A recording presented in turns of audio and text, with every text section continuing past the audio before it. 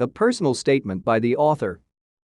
Some 30 years ago, a young clergyman by the name of Gonzales announced in the newspapers of Chicago that he would preach a sermon the following Sunday morning entitled, "What I Would Do If I Had $1,000,000." The announcement caught the eye of Philip D. Armour, the wealthy packing house king, who decided to hear the sermon. In his sermon, Dr. Gonzales pictured a great school of technology where young men and young women could be taught how to succeed in life by developing the ability to think in practical rather than in theoretical terms, where they would be taught to learn by doing. "If I had $1,000,000," said the young preacher, "I would start such a school." After the sermon was over, Mr. Armour walked down the aisle to the pulpit, introduced himself, and said, "Young man, I believe you could do all you said you could, and if you will come down to my office tomorrow morning, I will give you the $1,000,000 you need. There is always plenty of capital for those who can create practical plans for using it."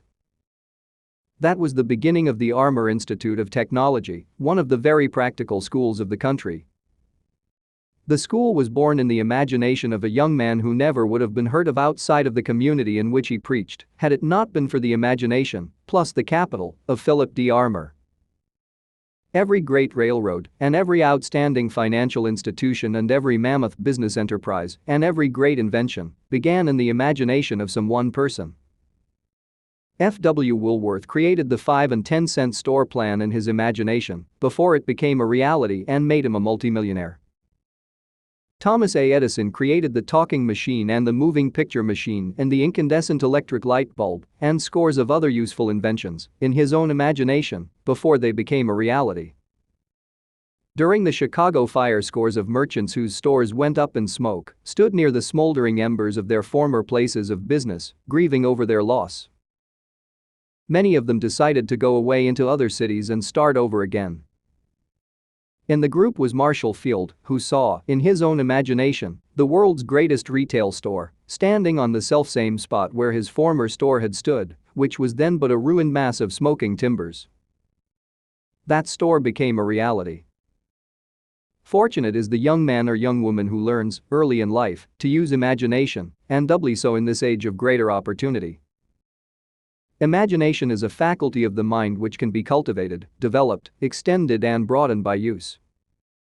If this were not true, this course on the 15 Laws of Success never would have been created because it was first conceived in the author's imagination from the mere seed of an idea which was sown by a chance remark of the late Andrew Carnegie. Wherever you are, whoever you are, whatever you may be following as an occupation, there is room for you to make yourself more useful and in that manner more productive by developing and using your imagination.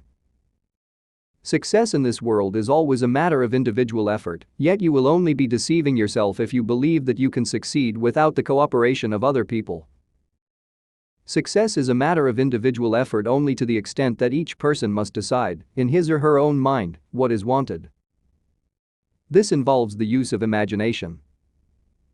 From this point on, achieving success is a matter of skillfully and tactfully inducing others to cooperate.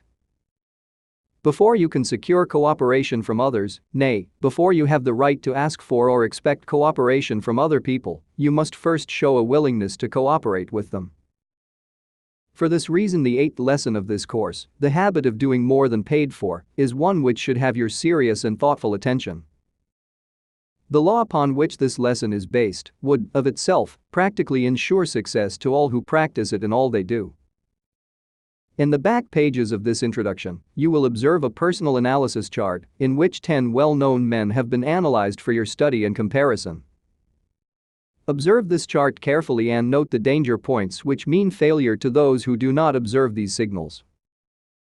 Of the 10 men analyzed, 8 are known to be successful, while 2 may be considered failures. Study carefully the reason why these 2 men failed. Then, study yourself.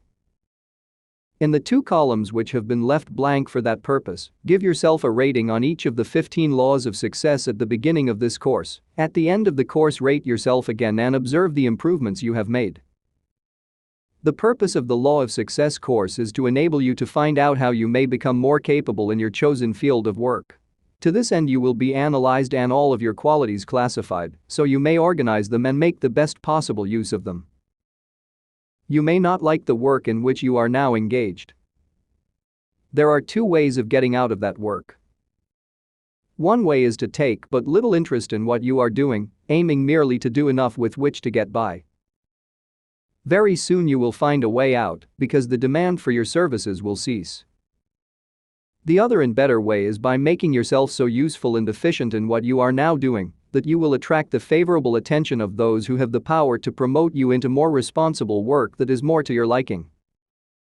It is your privilege to take your choice as to which way you will proceed.